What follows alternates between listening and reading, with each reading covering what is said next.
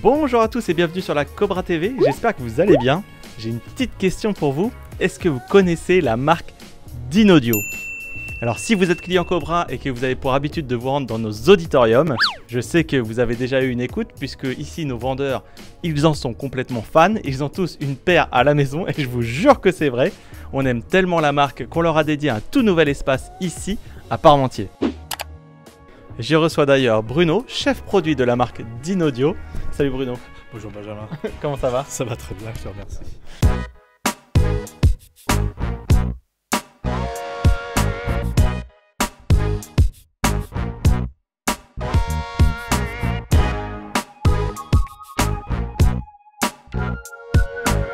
Et bon allez, c'est parti. Bon bah alors Dynaudio, c'est une très large gamme de produits audio. Il y en a pour le home cinéma, la haute fidélité, du sans fil. Il y a un paquet de références. Et aujourd'hui avec Bruno, enfin surtout Bruno, on va vous parler donc des produits phares de la marque, qui sont donc la gamme Evoque, qui s'adresse plutôt aux puristes de la hi-fi.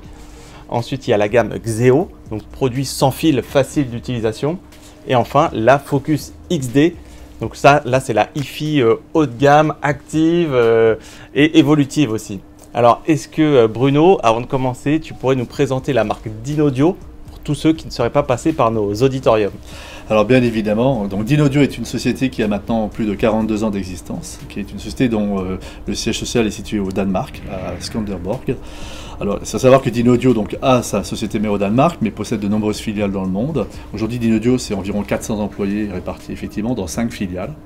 Ces 5 filiales interviennent à la fois sur tous les continents, mais également sur tous les domaines de l'audio. Alors, que ce soit la hi-fi, comme tu l'as évoqué, donc avec les gammes des produits qu'on connaît bien en France, mais également donc, dans le domaine du professionnel, où là, Dynaudio est le leader mondial, puisque Dynaudio équipe à peu près 2 tiers des studios d'enregistrement au monde. J'ai bien dit 2 tiers, ce qui est absolument énorme comme proportion. Dynaudio est également un acteur qui intervient dans le monde de l'automobile, puisque Dynaudio équipe Volkswagen aujourd'hui, également avec quelques projets de prestige tels que Bugatti, puisque Dynaudio avait designé le système de la Bugatti Veyron. Et puis en dernier, un système aussi qui est un domaine qui est important aussi pour Dynaudio, c'est tout ce qui est custom installation, avec tout ce qui est des enceintes encastrées dans les murs. La gamme Evoque, elle comprend combien de références? Alors la gamme Evoque est une gamme qui comprend aujourd'hui 5 références. Alors 2 bibliothèques, la Evoque 10, la Evoque 20, qui vient d'avoir le diapason d'or, la Evoque 30 et la Evoque 50, 2 colonnes, et puis une enceinte centrale qui s'appelle la Evoque 25C. D'accord, donc c'est une nouvelle gamme. Comment vous l'avez abordée finalement cette gamme? Alors déjà, chez Dynaudio, il faut savoir que les nouvelles gammes, c'est pas tous les ans. Dynaudio, c'est une société qui effectivement creuse un sillon, et toujours le même sillon depuis 42 ans, sur des bases techniques très solides, des convictions très fortes. Et en fait, on connaît surtout des évolutions dans les produits plus que des révolutions. On a les mêmes types de technologies dans les matériaux utilisés, dans vraiment les principes de base. Donc pour nous, la gamme Evoque, c'est un événement, parce que encore une fois, je reviens là-dessus, globalement des vraies nouvelles gammes, ça arrive peut-être pas tous les 10 ans, mais pas loin. Voilà. Donc on l'a abordé avec énormément d'impatience, parce qu'on voulait vraiment savoir où on était Dynaudio, et on n'a pas été déçus, parce qu'effectivement cette gamme, elle synthétise tous les résultats de tous les travaux de recherche et développement qui ont pu être faits par Dynaudio ces dernières années. Il faut savoir qu'il y a 4-5 ans, Dynaudio a bénéficié de fonds très importants pour pouvoir développer ses moyens. Ils ont développé une nouvelle usine, une nouvelle chambre de mesure, qui est quelque chose qui est absolument phénoménal, qui est une pièce qui fait 14 mètres par 14 mètres par 14 mètres, dans laquelle on peut faire des mesures acoustiques absolument fantastiques. Et les ingénieurs de Dynaudio, donc, qui remettent en permanence sur l'ouvrage leur ancien produit, effectivement, ont fait évoluer leur technologie, effectivement, sur les différents haut-parleurs. Bon alors, tu nous parles d'évolution. Alors, est-ce que tu peux rentrer dans les détails? Quels sont-elles? Bien évidemment, donc dans une enceinte acoustique, si on rentre dans le détail, ça va être le haut-parleur. Alors bien évidemment sur une enceinte, un élément clé et aussi quelque chose qui a toujours fait la réputation de Dynaudio, d'ailleurs à tel point que pendant des années, beaucoup de fabricants d'enceintes qui ne fabriquaient pas leur propre haut-parleur utilisaient des haut-parleurs Dynaudio, mais ça n'arrive plus aujourd'hui parce que Dynaudio depuis une dizaine d'années a décidé de totalement arrêter de fournir les autres marques. Voilà, donc un point clé chez Dynaudio, c'est le tweeter. À l'occasion donc de cette nouvelle gamme, en fait, Dynaudio a créé un tout nouveau tweeter, donc qui s'appelle Cerotar. Les aviateurs de la marque connaissent bien les anciennes références qui s'appelaient Exotech, Exotar, des choses comme ça. Donc là, on parle du Cerotar. Alors, ce haut-parleur, il utilise toujours un dôme en tissu. Il a évolué bien évidemment avec les différentes années, notamment il s'affine, son épaisseur varie, il subit des traitements de surface. Mais ce qui est très nouveau dans le haut-parleur, donc Cerotar, c'est lorsque je le démonte. Donc j'ai un petit bafflage devant, j'enlève encore cette partie-là, et j'arrive donc sous le dôme. Qu'est-ce que je découvre? Donc là j'ai le dôme avec sa bobine en aluminium, je découvre un élément, cet élément-là. Cet élément-là, c'est un produit, un élément qui s'appelle Xtrix. Et ce système-là, en fait, est un système qui va permettre de diffuser le son à l'arrière du haut-parleur. Pourquoi? Parce que un dôme tissu comme celui-là, qui est un dôme donc, qui est très acoustiquement transparent, en fait, va émettre du son à la fois vers l'avant, mais aussi vers l'arrière. Et lorsque ce dôme, bon, cette énergie va vers l'arrière, en fait, qu'est-ce qui se passe pour la plupart des tweeters? En fait, cette énergie, en fait, on a beaucoup de mal à l'absorber. Si on ne l'absorbe pas, elle va ressortir, elle va venir brouiller le message sonore. Voilà. Donc, ce système, en fait, c'est ce qu'on appelle un diffuseur. En fait, il est perforé de plein de petits trous avec des formes bien spécifiques. Donc, ça a été mis au point par ordinateur, en fait. Et en fait, ceci va assurer, on va dire, une neutralité au son, une propreté du son vraiment sans égal. Donc là, on a vraiment une évolution très importante. Cette technologie, il faut savoir que Dynaudio utilise la même dans la toute nouvelle gamme Confidence, qui est la gamme ultime de chez Dynaudio, avec des sommes très importantes. Et là, la gamme, en fait, donc Evoque, utilise la même technologie.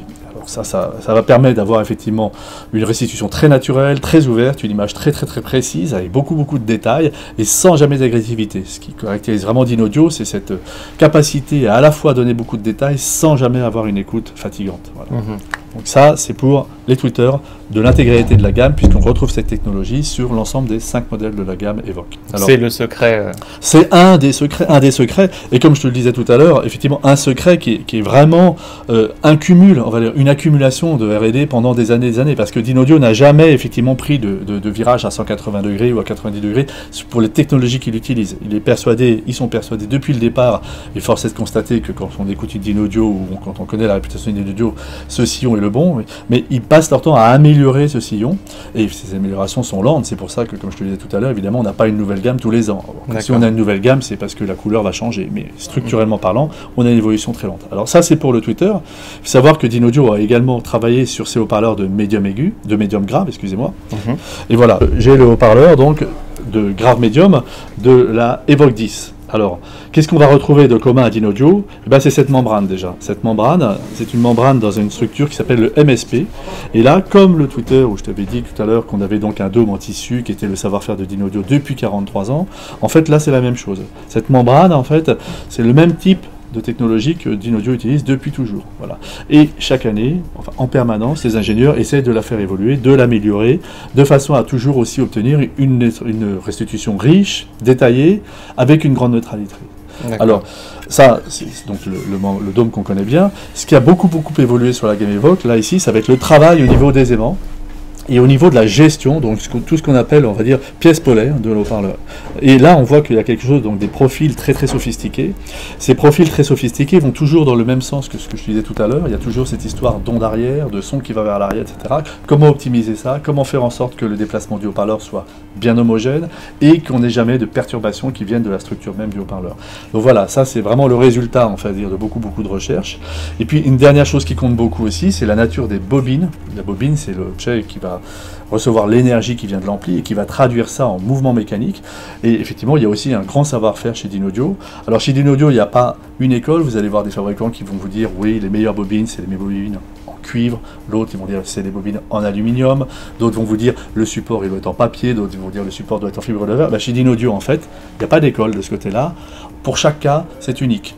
Là, par exemple, ici, dans la gamme Evoque, sur les haut-parleurs dans les bibliothèques, on a des bobines en aluminium qui ont un gros bénéfice, c'est d'être très légères, et c'est un très bon compromis pour restituer les fréquences aiguës, les fréquences médium, les fréquences graves. Par contre, sur d'autres enceintes de la gamme Evoque, par exemple ici, j'ai une autre bobine qui concerne une autre enceinte de la gamme Evoque. Là, par exemple, c'est la bobine qu'on va retrouver sur les haut-parleurs de grave des Evoque 30 et 50. On n'a pas du tout les mêmes diamètres, on n'a pas du tout les mêmes caractéristiques. Chaque enceinte va nécessiter un développement spécifique. Tout ça, c'est un discours très technique. Maintenant, d'un point de vue utilisateur, pour pour quel usage en fait elles sont taillées ces enceintes? En fait, c'est bien l'intérêt d'avoir une gamme, puisqu'effectivement, à chaque usage, à chaque besoin, en fait, on va correspondre à une solution. Donc effectivement, deux bibliothèques, deux colonnes. Déjà, la première question à se poser, c'est effectivement la taille de sa pièce, ce qu'on est prêt à faire comme sacrifice par rapport à, on va dire, l'impact visuel des modèles. Mais effectivement, il y a deux colonnes, donc deux bibliothèques qui se distinguent vraiment par leur taille. Il y a la petite Evoque 10, qui est vraiment une enceinte très très compacte, qui utilise un haut-parleur de 14 cm comme celui-là. On a la Evoque 20, donc qui utilise un beaucoup plus gros haut-parleur. Evoque 20 qui, entre parenthèses, comme je te l'évoquais tout à l'heure, a reçu le diapason d'or cette année. Alors la Evoque 20 par rapport à la 10, elle va permettre d'avoir un niveau sonore plus élevé et d'avoir une restitution dans le grave avec plus d'ampleur, effectivement. Alors, quand est-ce que je vais la choisir? Ça va surtout être, voilà, est-ce que j'écoute dans une grande pièce ou une petite pièce, voilà. Donc, est-ce que le niveau sonore auquel j'écoute va être occasionnellement ou parfois important? Puisqu'effectivement, avec la VO20, on va pouvoir aller plus loin sur ce genre de critères. Par contre, si on parle purement qualité donc du médium, de la voix, de l'image, etc., on va avoir une similitude sur l'ensemble de la gamme. Alors après, basculer entre la colonne et la bibliothèque, c'est un peu les mêmes considérations que précédemment. Une colonne, globalement, va vous apporter plus de niveau de grave, va vous apporter un médium un peu plus ouvert, avec une image un peu plus grande, et puis bien évidemment entre la 30 et la 50, là on a une différence très importante, puisque la Evoque 30, qu'on a là d'ailleurs ici, utilise dans le grave donc un haut-parleur spécifique de 14 cm, le haut-parleur qui est au-dessus est largement, donc il va aussi le relayer dans le grave, mais si on passe sur la 50, à ce moment-là on a carrément deux haut-parleurs de 18 cm dédiés au grave et un haut-parleur de 14 cm qui lui est dédié au médium, donc on va pouvoir avoir une tenue en puissance beaucoup plus importante, une ampleur beaucoup plus grande. Bien évidemment, ça va être plutôt un usage qui est généralement réservé aux pièces un peu plus grandes, tout simplement parce que souvent quand on a une grande pièce, on a envie d'avoir effectivement un niveau sonore plus important, etc. Voilà.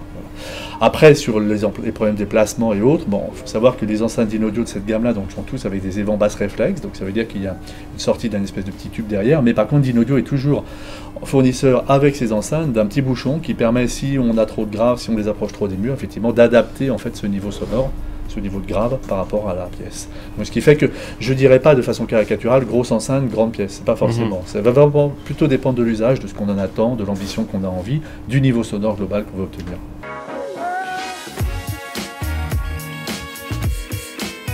J'aurais aimé aussi savoir, d'un point de vue esthétique, est-ce que vous avez revu un petit peu la forme pour ces Evoque?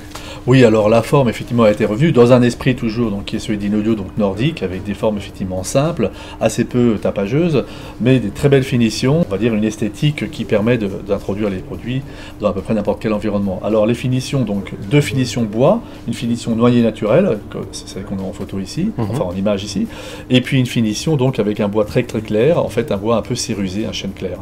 Et puis deux laques, une laque blanche et une laque noire. Voilà. Au niveau de l'esthétique, donc comme je vous disais, donc les enceintes sont plutôt fines et de taille assez compacte, notamment on a la Evoque 30, donc une colonne qui est très très fine, qui permet vraiment de rentrer dans n'importe quel intérieur, mais qui pour autant, dans le grave notamment, a des performances très très très étonnantes. Alors ensuite, donc dans les bibliothèques, une petite, une très grosse, et puis dans les colonnes, donc la Evoque 30 et la Evoque 50 qui est très ambitieuse, très importante au niveau de ses formes. Voilà. D'accord. Et au niveau du budget, alors ça donne quoi? Alors au niveau du budget, donc les deux bibliothèques donc, sont respectivement à 1500 et à 2000 euros pour la paire.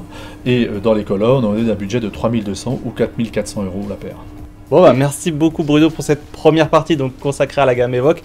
Elle est bien sûr en écoute dans les 3 magasins Cobra, Paris 11e, Paris 17e et Boulogne-Billancourt. On vous dit à tout de suite pour la partie 2 consacrée au Xéo.